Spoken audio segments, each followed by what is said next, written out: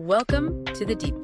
You know, it's funny how you see some gym floors looking great years later and others just, well, fail fast. Yeah, bubbling up seems separating. Exactly. And today we're digging into why that happens. It's often not about the rubber itself, surprisingly. It's the installation, that hidden part of the process. We want to give you a shortcut to understanding why getting this right is, well, everything. Yeah, absolutely. Proper installation isn't just like a nice to have. It's fundamental. It's the bedrock for durability. Okay. So our mission today is for you to have those aha moments, to really see why all those little details matter for a floor that actually lasts. Right. So let's start unpacking that. The subfloor seems like the obvious place, but maybe not how obvious. Our sources really hit hard on how unforgiving it is. Oh, totally. It's not just about, visible dirt or dust bunnies. Even tiny microscopic stuff can stop the adhesive working properly, creates these little weak spots you can't even see. And then bam, failure down the road. So sweeping and vacuuming, like thoroughly. Non-negotiable. And if you've got cracks or uneven spots, you gotta fix them. Not just for looks, I guess. No, not at all. Using a patching compound or maybe a self-leveling product, it gives you that perfectly flat, solid base. Think about it. Tiny bumps under heavy equipment Creates stress points. Exactly. Over time, it just wears on the rubber itself. And critically, you have to let any patches or leveler dry completely. Moisture is the enemy of a good wand. Okay, that sounds like a lot of work before you even see the rubber. So subfloor is perfect. What about getting the actual flooring ready? No. Acclimation. Is that something people mess up? Oh, definitely. It sounds so simple, right? Just let the rubber flooring sit in the room. Yeah. But people rush it. You really need to give it 24, ideally 48 hours. It needs to adjust to the room's actual temperature and humidity. And if you don't? Big problems.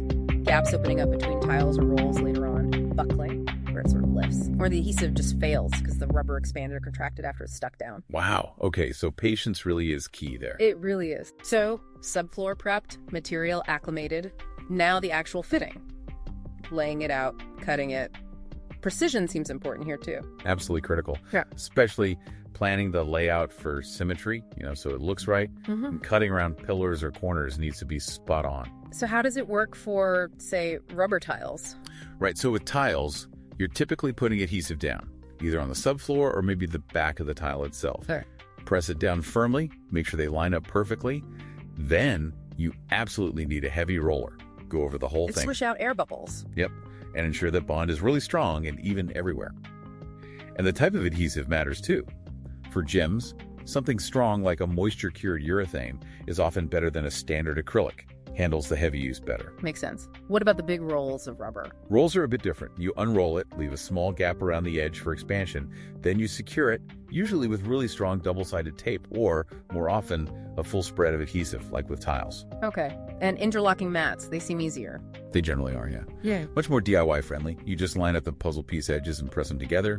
No glue, no tape usually. Creates a tight surface. So once the floor is down, tiles, rolls, whatever, is that it? Almost. Finishing touches count. Transition strips around the edges, give it that clean, finished look and protect the edges. Right. And another thing, people rush letting the adhesive fully cure. It's not just drying, it's a chemical process. Needs a recommended time. Could be 24, 48, 72 hours, depending on the product. Interrupting that cure messes up the final strength. Permanently. You risk the floor shifting or lifting later. Only after it's fully cured should you do the final cleanup and move equipment in. Man, you can see why people hire pros for this. It's detailed work. But if you are doing it yourself, besides the obvious tools, what are some hidden snags, things you might not expect? Good question. Well, first off, the cost. Good quality rubber isn't cheap. It can be a surprise up front. Okay. Then, as we've kind of said, the installation is complex, mainly that subfloor prep. Don't underestimate the time and effort there. And the smell. New rubber flooring has a pretty distinct odor. Ah, the new gym smell. Kind of, yeah.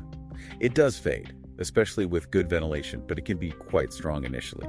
Be prepared for that. How long does that usually last? And can you speed it up? It varies. Could be a few days, maybe a couple of weeks. Best way to speed it up, airflow, windows open, fans running. That helps the off-gassing process significantly. Gotcha.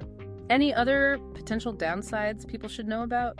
Well, while it's super durable, certain oils or harsh chemicals can stain it, so quick cleanup is good. And sometimes in very dry places, you might get a bit of static electricity buildup.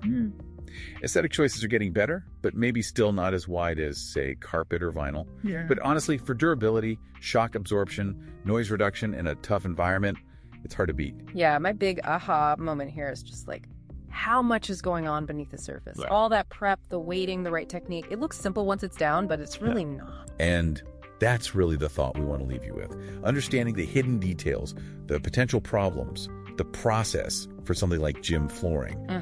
It can genuinely change how you look at other projects, renovations at home, maybe commercial stuff. It helps you ask smarter questions, see beyond the surface level. So you make better decisions because you appreciate the stuff you don't see. Exactly. Knowing that often the real key to success is hidden in those foundational steps.